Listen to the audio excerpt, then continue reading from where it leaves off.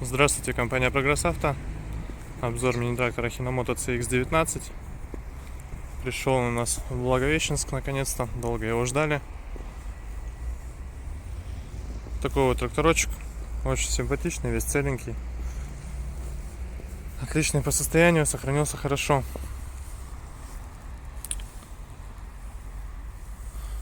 Покажу шины. Шина левая передняя. Остаток хороший. Трещин. Других замечаний нет. Шина левая задняя. То же самое абсолютно. Остаток хороший. Не трескается. Работать будет долго. Трехточечное навесное устройство. К сожалению, без дополнительных гидрорегулировок по наклону горизонтальному. Зато надежно. И ломаться прямо совсем нечему, если что-то и будет. Фреза комплектная, 125 сантиметров, как мы видим. Состояние ножей. Здесь остаток по ножам также хорош.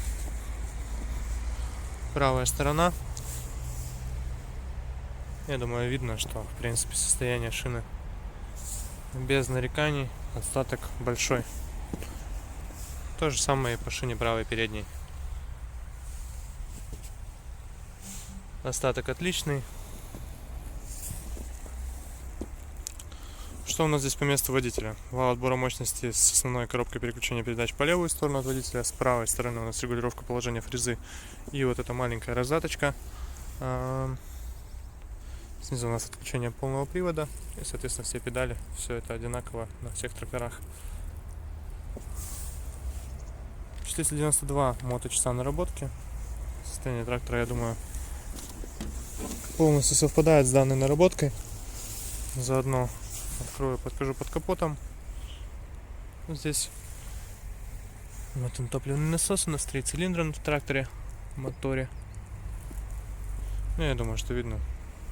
Все сухо, цело, чистенько. Наклейки родные все сохранены. Поэтому приезжайте. Будем рады показать этот трактор уже лично. Все о нем рассказать.